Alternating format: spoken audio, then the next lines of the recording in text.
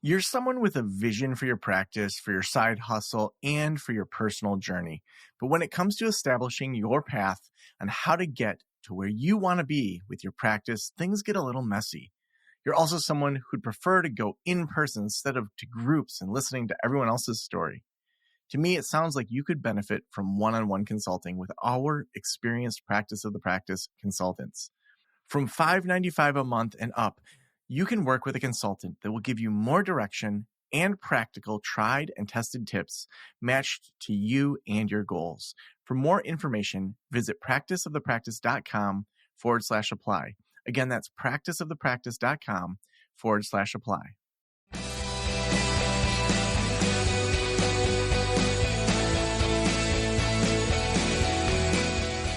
This is the Practice of the Practice podcast with Joe Sanok, session number 1280.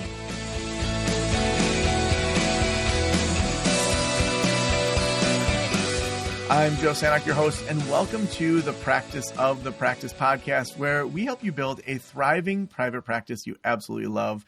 And we cover all sorts of issues here. We talk about things that are going on in the mental health space, things outside of it. We talk about just being a better human. And as becoming better humans, we become better therapists. We become better community members. We invest in our world in a way that's different than maybe if we just are focusing on making more money or just, doing the work of mental health.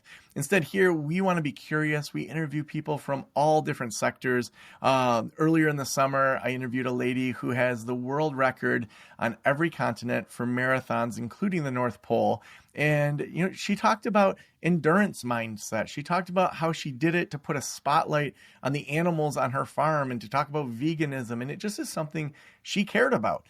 And so I love talking with people that just care about the world, because to me, mental health isn't just something that happens in therapy. It's something that happens everywhere. In fact, I was just at the Mental Health Marketing Conference, and Steve Turney did an amazing job with that conference. He had me come in as one of the keynote speakers.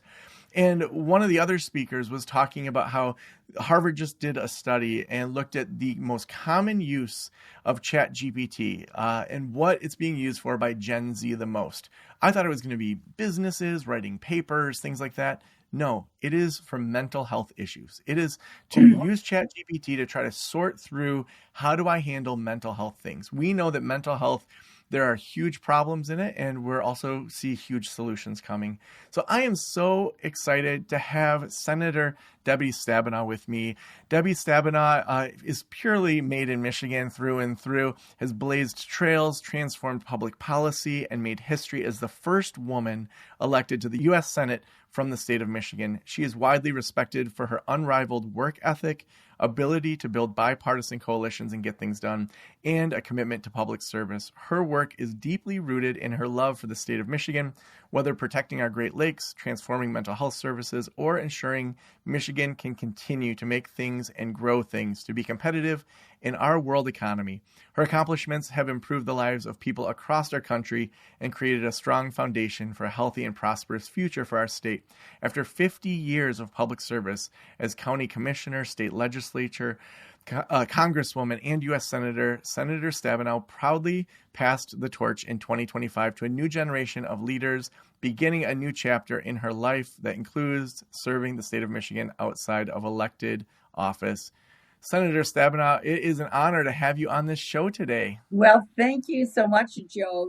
As you're listing all those things, every time somebody says 50 years, I want to say I started when I was 5. I mean, it's just it's Absolutely so long. But it was really an honor to be involved all those years. Well, it's so funny because my daughter the other day had this moment where she's 14, where she said something about 2020. And she's like, oh my gosh, that was 5 years ago. And I think it was the first time she ever realized I'm getting older. Like 5 years ago Right. Feels like it's yesterday. Right. And I feel like it just speeds up, where I look in the mirror, I'm like, I still feel like I'm 20 years old. I know. Me too, up here, so.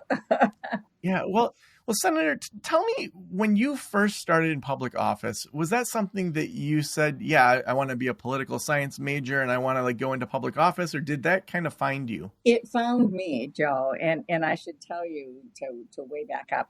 Grew up in a small rural town, Clare, Michigan. You know where that. Oh yeah. My mom was director of nursing at the hospital, a rural hospital. I grew up around healthcare and Mm. never made the connection between government funding and payments and rules and the hospital. I never made those connections. I think most people don't do that. During that time, my dad got sick, and subsequently, once we came up with a title for it, we found he was bipolar. At the time, there was no definition, there was no medicine, there was nothing other than going to the state hospital. And so I learned very quickly what happens when you don't have services for someone. And then I learned after he was properly diagnosed, they discovered lithium. He began to get the help he needed. What happens when he could go back to work and continue on as a healthy human being? So I've been around healthcare a long time. When I was at Michigan State, I was getting my master's degree in social work, and I got recruited to go to a meeting to hear from some folks who were trying to fight the closure of the Ingham County Medical Care Facility. It was the only public nursing home in Lansing area. It was the only nursing home at the time that took Medicaid. And I was appalled after growing up around healthcare and understanding the importance of healthcare to all of us. I was appalled that we would see the closure of the only nursing home to help poor seniors. So I got involved to keep it open. I knew nothing about politics, but I got involved. I went to the county board meetings. I ended up leading that effort. We saved the nursing home, and then it turned out I lived in the district of the commissioner trying to close it. And everybody turned around to me and said, you should run against him. I knew nothing about politics, nothing. But I have to admit, I was pretty mad. And so after a while, I finally said yes, and I ran. I was 24. He called me that young broad, and the young broad beat him. The young broad beat him. Oh my gosh. Well, I'm sure, I mean, we could go through so much that you have helped change kind of throughout your career. When you think about mental health where it is now, maybe compare that to how you've seen it change. Like, what are the things that now concern you and now give you hope? Well, Joe, first of all, I've seen so many changes. As I said, growing up and seeing in the 1960s where there was nothing available for my dad, and then to see what happened finally when there was. I would start by saying this. Mental health care, addiction services, whether you call it substance use disorders, I say addiction services, it's healthcare. I've spent my life integrating definitions so that when we say healthcare, it's healthcare above the neck as well as healthcare below the neck. So that is essential. When my dad was sick, we experienced all the stereotypes, and everything that you can imagine in a small town.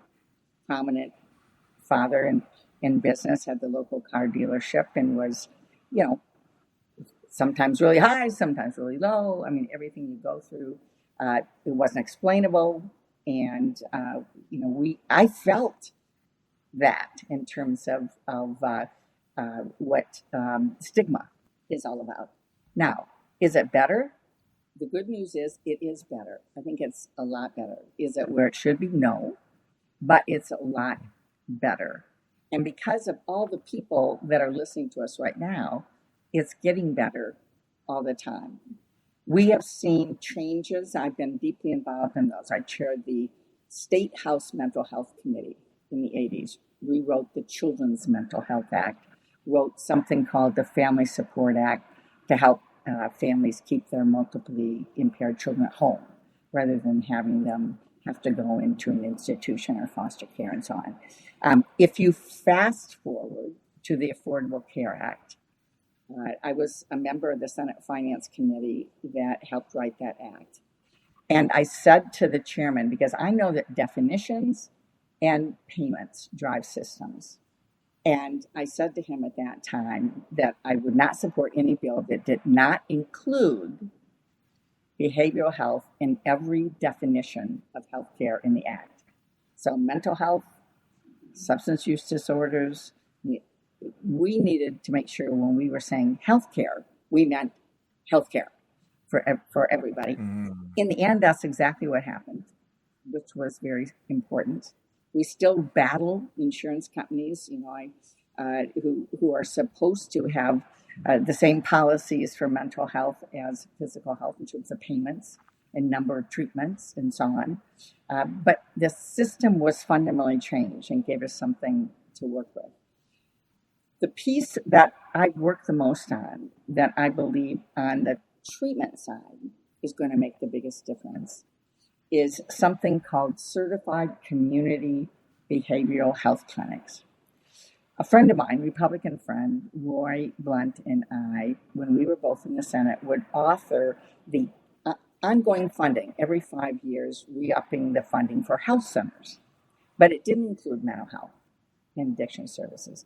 You'd fund the whole clinic, not the individual patient like in mental health, but you'd fund the whole clinic, and there were clinics in every community in our state and around the country. And I said to Roy, how come we don't do that for mental health? How come mental health is grants that stop and start all the time? Or individual payments for individual patients under Medicaid, where you have to figure out the severity of the client. And everything stops and starts and stops and starts. And Roy said to me, you're right. Why don't you go put something together? So I did. And it took us 10 years to go from a pilot project, 8 states being funded for full Medicaid support, just like FQHCs, federally qualified health centers. We put in place the same kind of funding for behavioral health clinics. We discovered a miracle. People weren't going to jail. They weren't sitting in an emergency room because they were actually getting treatment. We required 24-hour psychiatric crisis centers as part of this. But you fast forward to the fact that after having 10 states getting fully funded and showing how this was something really important to access to care, there was this big gun debate in the United States House and Senate. And we were, after many shootings and too many shootings, and the shootings continue, there was a big debate about gun safety. And I certainly am a supporter of tightening things up, that is for sure. But my Republican colleagues all wanted to do something about mental health. And so they started making up things. And Roy and I turned to each other and said, wait a minute, we have a proven approach, that has data, that has results, and this is the moment. And so we went to everyone who was saying, we want to do mental health, and got support and ended up with the largest expansion of Medicaid since the ACA in the gun bill. People are not as aware of that. Everyone was focused on the gun safety part, which is fine, which is good. But the bigger part in terms of the impact was over $15 billion in funding across the country, which so far has created 500 clinics in communities across the country, 42 in Michigan so far. And we're putting in place what John F. Kennedy said he wanted to see happen when he signed. The very last bill he ever signed was the Community Mental Health Act. 50 years after that act was signed, Senator Blunt and I went to the Senate floor and introduced the Excellence in Mental Health and Addiction Act to fulfill the promise of quality community care. And so that's the mission I'm on right now, is to make sure we've got care available. Anybody can walk in the door in any of these clinics. Doesn't matter how much money you got in your pocket. You can walk in and get served right away. And the focus is on helping people and making sure they're not sitting in a jail cell somewhere where they shouldn't be, or in an emergency room. So amazing. I want to ask you, you're known for reaching across the aisle, even as you're talking about your Republican friends. For you personally, to set down your ego at times, to be able to look past people's flaws. Right now, we're in such a contentious world. What does it take for whether or not you're in the Senate, for people to talk to other people that are different than themselves? Like, what does that take? What kind of inner work did you have to do to be able to do that effectively? Well, first of all, you have to focus on getting something done and not who gets credit. And we're in a world And I'm Mm. in elected office, everybody always says, what have you done for me? And if your name's on something, you may not be able to show you did something, you know. And so it's very much, in order to get things done, you have to, first of all, be willing to say, I'm going to focus on getting this thing done, solving this issue, and credit for me or how I get credit will be secondary. And if you do it right and you get something done, everybody gets credit. So the second thing is, and we all know this, you need to create win-win situations for people. Now we're in a culture, we're in a federal administration right now where their goal is to smash you in the face, embarrass you. It's a very different time. But the truth is, if you want to get things done, you've got to find a way to give everybody some kind of a win. That means listening skills. My master's in social work has come in handy many, many times. Listening to people, like what do they really want? What do they really need? And how can we be creative so they can get what they believe they need for their state? And I can achieve what I'm trying to achieve at the same time. The other thing is not feeling you have to agree with somebody all the time to work with them on one issue. I've always had a philosophy that if I can agree with somebody on one thing, we'll go do that. And then I'll find something else where I agree with somebody on, and we'll do that. But they don't have to agree with me on everything in order for me to talk to them. Senator Blunt, who remains a dear friend of mine, is someone that votes opposite me when he was in the Senate most of the time. But when it came to behavioral health or community health centers, we were in lockstep and would fight like crazy to get it done. And that's all I needed. And so that's what's different about right now. There is an ideology. There's now this sense, I consider it really a poison of, it's not just that you and I disagree. If you disagree with me, you are evil, you are bad, I can't talk to you about anything, because you obviously are evil. When we get to that point, mm-hmm. then you really can't get things done. Then it really is just a power play all the time, which is what we are seeing happening with the current administration.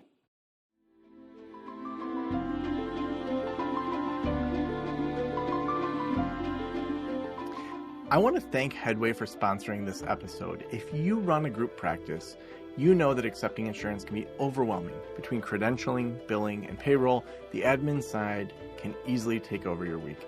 Headway was built to help you handle this, and they're the only platform designed specifically for in-network group practices. Whether you're growing your team or running an established practice, Headway makes the business side easier with faster credentialing, higher per-session rates, and bi-weekly payments your team can count on. They work with therapy, psychiatric, and hybrid group practices. There are no subscription fees, just the support you need to run your practice with ease. Run your best group practice with Headway, trusted by thousands of group practice leaders to simplify insurance admin and reach more people through in-network care. Curious how Headway can work for you? Head to join.headway.co/Joe. That's join.headway.co/Joe to learn more. I'm interested in the transition from being in such a position of power to then choosing to pass that off to Senator Alyssa Slotkin. How did you deal with that retirement? Was that like you felt fine with it? It was time? Was it difficult? Like, I just would love to just hear personally, how was that for you to step away from, such an amazing position and, all that impact? That's just got to be such a shift, in just, how did you work through all that? Well, it is a shift for sure. And I'm still engaged in healthcare and mental health issues on some projects. But it was completely my idea because I just felt it was time. I had been in local government, state government, U.S. House, U.S. Senate, had worked really, really hard and as a U.S. House and Senate member, I was on a plane at least twice a week. I was flying in and out from Lansing to D.C. every week, and sometimes flying someplace else on a weekend. And so, um, for me, I felt that once I got to the point where it was wearing on me to the extent, that it just didn't feel fun. It was time Mm-hmm. to stop and give somebody else the opportunity. I love the work. I was in an extremely, uh, honestly powerful position as number two on the Senate Finance Committee and in the top three of the U.S. Senate leadership, and I was very honored about that.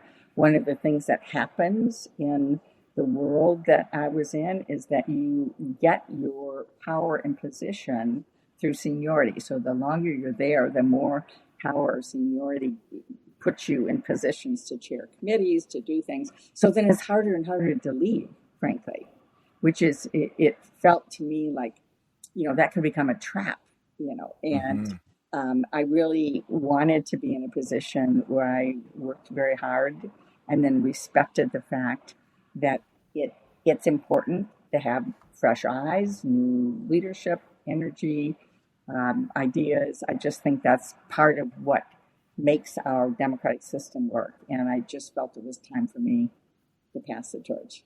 Mm-hmm. Are there any moments that stand out to you that were silly, ridiculous, funny, interesting that maybe you haven't really shared before that are just kind of give behind the scenes of the humanity of what it means to be in the Senate? Well, so many. Oh my goodness. How many hours do we have? I've got nothing else going on Yeah, today. so many, so many. Um, one, I will, it's so hard to say. I mean, there's so many different funny things.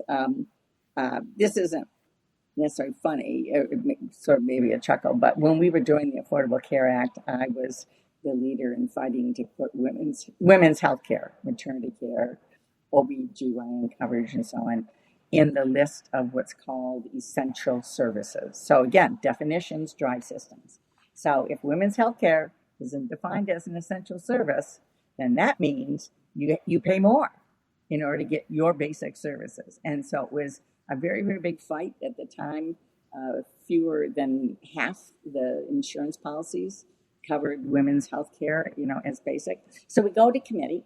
My language is in the bill, and one of my Republican colleagues, Senator Kyle from Arizona, moved to strike that. And he made this long speech about how he didn't need maternity care and why should he have to pay for it and why should men have to pay for it and so on. And he finished, and I said, "You may not have, but I bet your mom did." Mm. And everybody stopped, and it stayed in. But it was interesting. This whole I don't think it affects me, but it did affect him. Good maternity care for if his mom had good care, that affected him. So that was always something that made me smile. Something else where it didn't make me smile, but I was ready to strangle somebody. I authored the full funding for summer meals for children who qualify for school meals during the year, but don't eat in the summer. Don't we have the majority of children don't have healthy meals in the summer. The kids that qualify for meals during the year.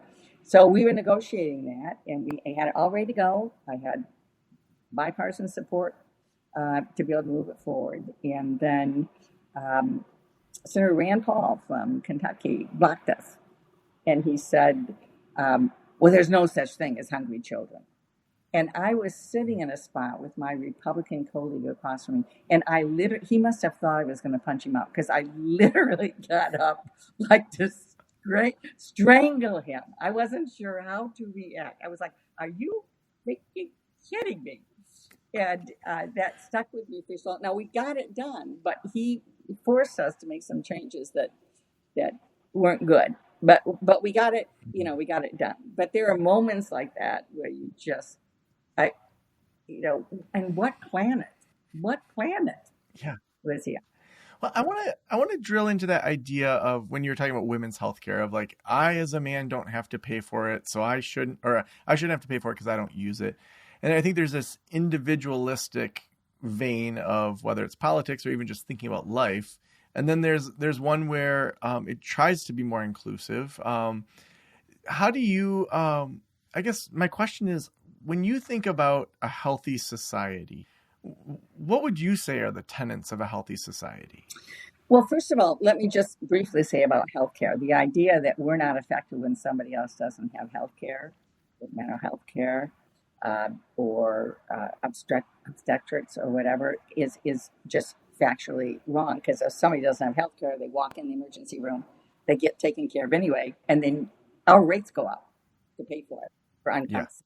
I mean, just So, like quick side note, like when Michigan allowed like motorcyclists to not wear right, helmets anymore, I'm like, so does that mean I don't have to pay for someone that if they get in a car accident not right, wearing a helmet, right. that like you That's the like fallacy. society's picking up the Right. bill in a different That's way? the fallacy. Whether it's physical health, whether it's mental health, you're paying for somebody someplace, right? That's you know. So that's the fallacy of it. I mean, I think we are at a time where people have used the idea of you know, you're I'm aggrieved, you're aggrieved, people are taking advantage of you, you know, you should only care about yourself.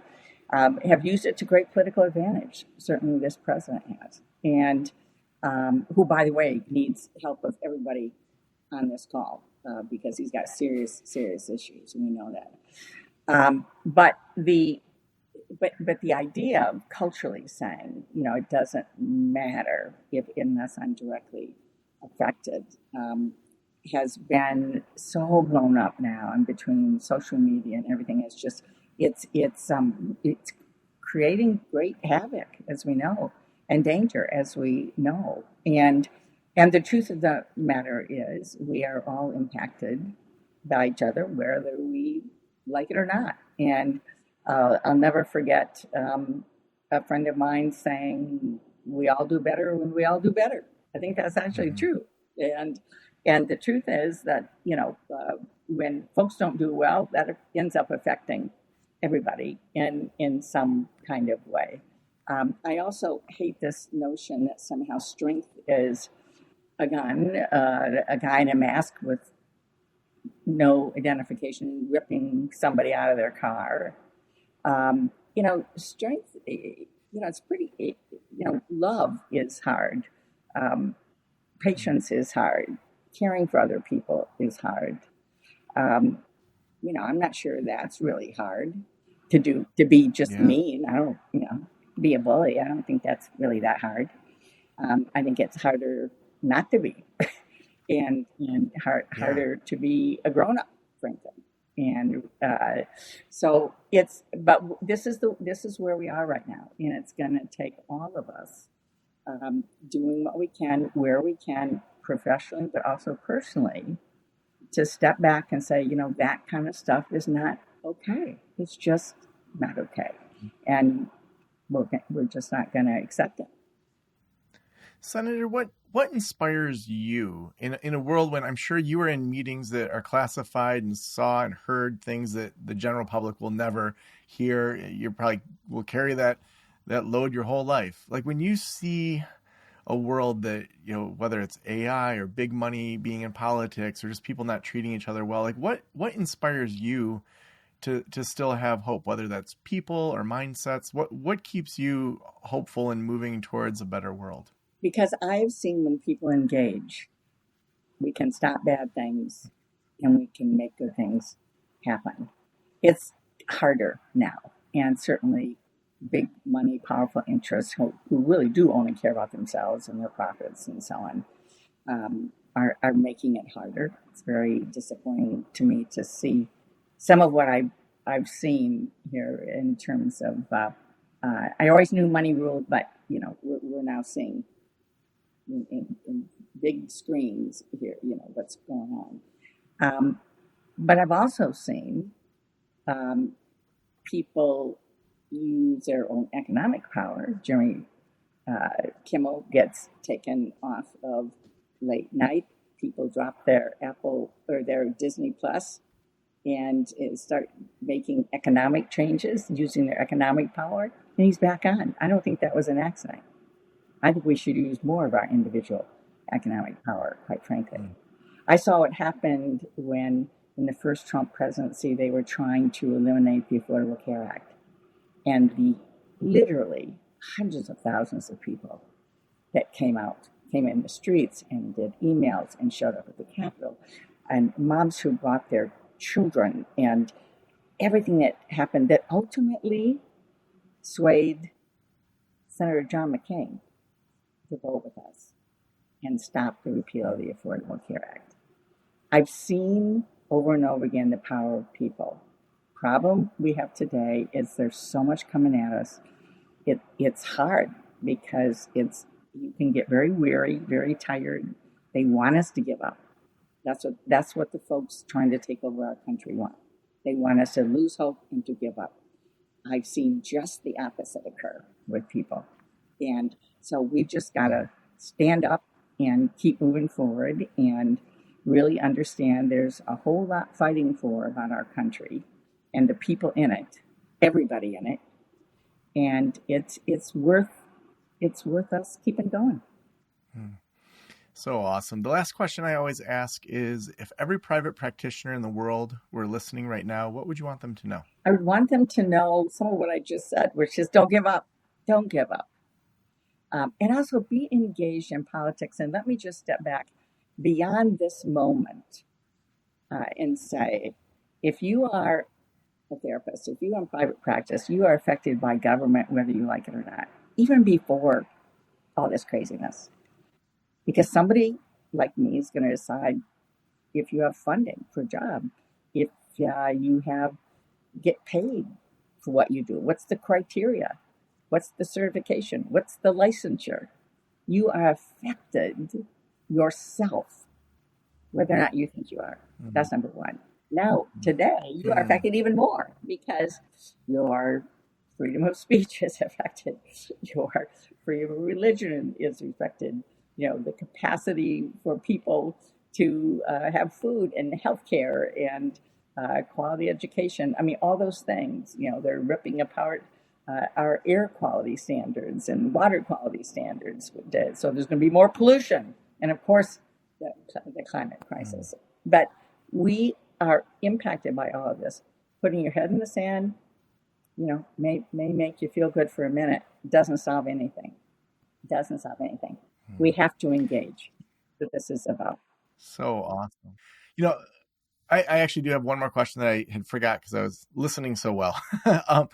So I'm wondering, do you ever think there's going to be a universal mental health license? And the reason I ask is when I was going through thyroid cancer, my ultrasound tech said that she could, she went to Washington and did a gig there, and then she went to Oregon, and her license as an ultrasound tech, which is needed, but also I would argue therapists, psychologists, social workers are needed as well. Do you ever see there being the political will to have a universal mental health license so therapists can travel and can change states and can go where there's therapeutic need?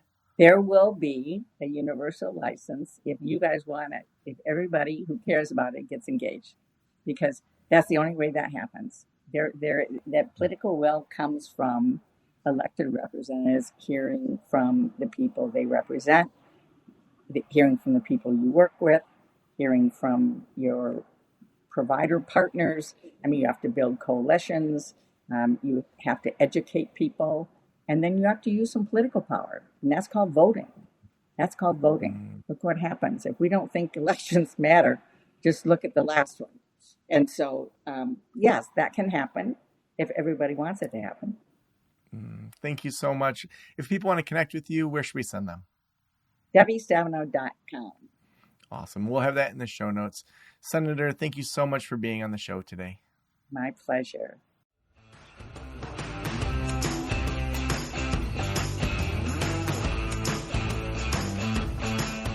On this show, we love having people that are in our industry, but also people that are outside of it, are ancillary to it, that are supporting it, having people like Senator Stabenow on the show, it's such an honor to talk to someone who has made such an impact on the U.S. mental health system. So from all of us here at Practice of the Practice, we want to thank Senator for being with us today and for being a part of this show.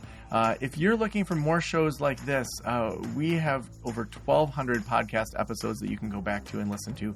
If they're not going into your favorite podcast player, they are all available over at practiceofthepractice.com. Also, we couldn't do this show without Headway, who is our sponsor for today's episode. They work with therapy, psychiatric, and hybrid groups. There are no subscription fees, and they help you run your practice with ease. You can run your best group practice, and it's trusted by thousands of group practice leaders to simplify your insurance administration and reach more people through in-network care. If you want to find out more, head on over to join.headway.co/Joe. That's join.headway.co/Joe. Thank you so much for letting me into your ears and into your brain. Have a great day. I'll talk to you soon. Special thanks to the band Silence is Sexy for that intro music, and this podcast is designed to provide accurate and authoritative information in regard to the subject matter covered. It is given with the understanding that neither the host, the producers, the publishers, or guests are rendering legal, accounting, clinical, or other professional information. If you want a professional, you should find one.